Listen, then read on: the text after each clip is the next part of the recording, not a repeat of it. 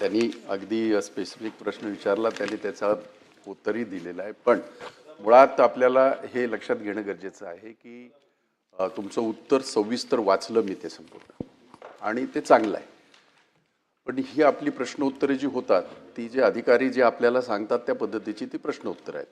मुळात अशा पद्धतीने हा एक शेतकरी नाही, तर असे अनेक शेतकरी त्या कर्जाच्या बोजाखाली पूर्णतः दबलेले असल्यामुळे, आणि एक साधी गोष्ट, 1 लाख रुपये घेतलेले मायक्रो फायनान्सिंग का असे ना, त्याचे जर 70 लाख होत असतील, म्हणजे हे काय चाललंय आणि हे कशा प्रकारचं आहे.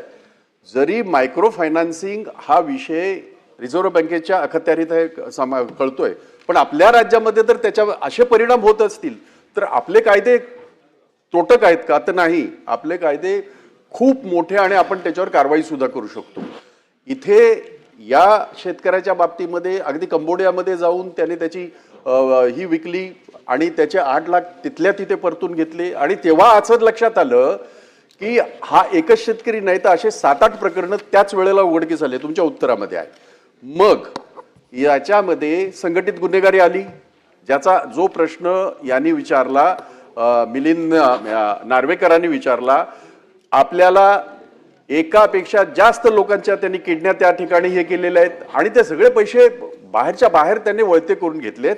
त्यामुळे संघटित गुन्हेगारी आहे असं आपण उत्तरातही म्हणताय. मग मोक्का सारखा कायदा लावण्यामध्ये आपली अडचण काय, हा पहिला प्रश्न.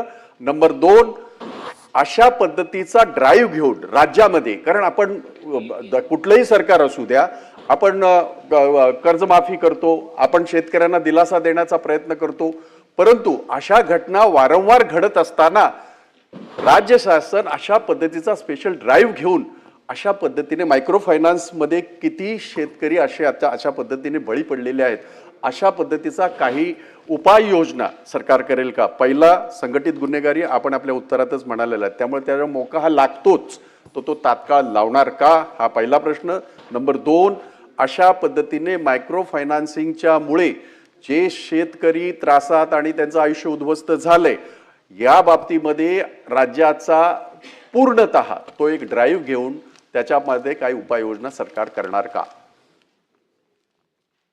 सभापती महोदय, सन्मान्य सदस्य भाई जगताप यांनी जो प्रश्न उपस्थित केला, याच्यामध्ये 2 भाग येतात. एक मायक्रो फायनान्स आणि दुसरं खाजगी सावकार.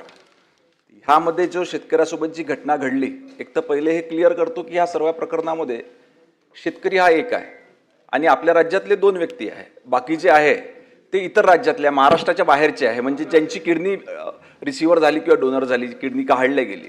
त्याच्यामुळे शेतकरी एक आहे. ते पण दुर्दैवी आहे की शेतकरी नसायला हवा तिथं.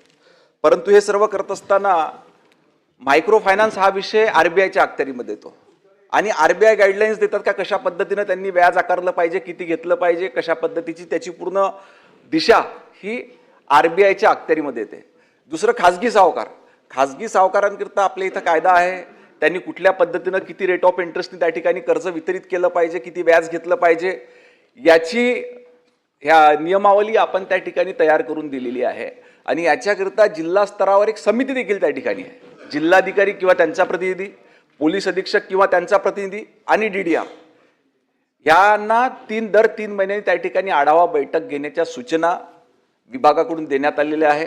आणि त्याच पद्धतीनं येणाऱ्या काळामध्ये जर का असं होत असताना काही सावकार जर का त्या ठिकाणी जो आपला 9%, 12%, 15% आणि 18% व्याजदर आहे, याच्यापेक्षा जास्त व्याजदर जर घेत असेल तर त्यांच्या संपत्ती जमा करण्याचे निर्देश त्या ठिकाणी माननीय मुख्यमंत्री महोदयांनी दिले. याची चौकशी करून ज्या ज्या ठिकाणी अशा पद्धतीचे प्रकार घडले त्या सावकारांच्या संपत्ती जप्त करण्याचे देखील निर्देश त्या ठिकाणी देण्यात आलेले आहे. दुसरं आपण विचारणा करतायत की मोका ह्या ठिकाणी लावता येईल का. ह्या प्रकरणामध्ये जर का आपण बघितलं तर ज्यानं सुरुवात केली ही सोलापूरचा जो डॉक्टर आहे, त्याने देखील स्वतःची किडनी त्या ठिकाणी दिलेली आहे. याच्या व्यतिरिक्त अजून 2-3 त्याच्यामध्ये ह्या प्रकरणामध्ये गुंतलेले आढळून आलेले आहे. निश्चितच आपण जे सांगितलं आहे याच्याकरता SITचे देखील त्या ठिकाणी गठन करण्यात आलेलं आहे. अजून विस्तृत चौकशी त्या ठिकाणी चालू आहे. माननीय पोलीस संचालकांच्या निर्देशानुसार SIT गठीत करण्यात आलेली आहे. आणि जेव्हा पोलीस प्रशासन एक खोलवर त्या ठिकाणी गेलं त्यावेळेस लक्षात आलं की ही घटना फक्त चंद्रपूर जिल्ह्यातल्या नागभीड तालुक्यापुरती मर्यादित नसून महाराष्ट्रामध्ये देखील इतर त्या ठिकाणी घडलेला आहे. अंतिम अहवाल जेव्हा SIT करण्यात येईल तर निश्चितपणे याच्यावर विचार करण्यात येईल. शशिकांत शिंदे. सभापती महोदय, मुख्यमंत्री या ठिकाणी उपस्थित आहे. हा विषय गांभीर्याचा आहे. खाजगी सावकाराचा विषय आहे. मायक्रो फायनान्स, तुम्हाला कल्पना देतो, मायक्रो फायनान्सवाले आता कर्ज वसुलीसाठी खाजगी अशा प्रकारचे बाउन्सर नेमतात आणि ते जाऊन वसुली करत असतात. हा अधिकार त्यांना दिलेला नाही. त्यांनी कायदेशीर कारवाई करावी. गुंड पाठवायचे, त्यांची जबरदस्ती वसुली करायची, गाडी वाहनं जप्त करायचं योग्य नाही. सभापती महोदय, हा 2 राज्याचा सुद्धा विषय आहे. आपल्याकडे रुबीची एक किडनी केस झाल्या होत्या, त्याच्यावर सरकारच्या वतीने कारवाई करण्यात आली होती. तामिळनाडूमध्ये सर्रास आता किडनीचं ट्रान्सलेशन होतं. आता हे करत असताना तिथल्या डॉक्टरने अँट्रीसिप्ली बेल घेतलेला आहे. हा 2 राज्याचा विषय असल्यामुळे विषय फार गांभीर्याचा आहे. आपण कायदा करतो, ॲट्रॉसिटीसारखा कायदा करून आपल्याकडं कायद्यानुसार त्यांची भीती एवढी असते, तो गरीब शेतकरी गुन्हा नोंद करायला जात नाही. गेला तुम्ही किती सांगा, पण पोलीस तिथं राजकीय कुठं हस्तक्षेप झाला तर तिथे त्याला पाठीशी घालण्याचा प्रयत्न होतो, गुन्हा नोंद केला जात नाही. माझी स्पेसिफिक मुख्यमंत्र्यांकडे विनंती आहे की तुमच्या राज्य सरकारच्या वतीने, गृह खात्याच्या वतीने अशी जाहिरात द्यावी की अशा प्रकारचा खाजगी सावकार, मागे आपण कारवाई केलेल्या आहे, अशा प्रकारचा खाजगी सावकारामध्ये गरीब लोकांना, मी आता उदाहरण देतो, साताऱ्यामध्ये पुशेगावमध्ये एका गरीब कुटुंब माझ्याकडे आलं होतं. मुलगा आणि त्याची आई 5 लाख घेतले होते, 45 लाख दिले, अजून 28 लाख त्यांनी जमीन नावावर केली. आता त्याच्यावर एवढा दबाव आहे. माझं म्हणणं आहे की गृह खात्याने आज जाहीर करावं आणि एक वेगळ्या प्रकारची सगळ्या महाराष्ट्रामध्ये खाजगी सावकारीच्या बाबतीमध्ये गरीब कुटुंबांना कोण अशा प्रकारचा त्रास देत असेल तर त्याचे गुन्हे दाखल करून, वाटल्यास SP असेल, पोलीस कमिशनर असेल, त्यांच्याकडे सुद्धा अर्ज देऊन त्यामध्ये कुठल्याही प्रकारचं पाठीशी न घालता याला संरक्षण देण्याच्या संदर्भामध्ये पोलीस डिपार्टमेंट पुढाकार घेणार का? आणि ह्या किडनी रॅकेट किंवा ह्याच्या संदर्भामध्ये जी जबरदस्ती सावकारी कायद्यातून खाजगी फायनान्सवाले बाउन्सर वापरतात, कायद्याचा उपयोग न करता त्याच्यावर आळा घालणार का? माननीय अध्यक्ष महोदय, सभापती महोदय, निश्चितपणे खाजगी सावकारांच्या संदर्भात 2 प्रकार आहेत.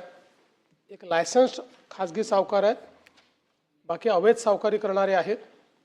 दोन्हीच्या संदर्भात अवैध सावकाराचे तर सगळे जे काही त्यांनी दिलेले कर्ज आहेत ते अवैधच आहेत.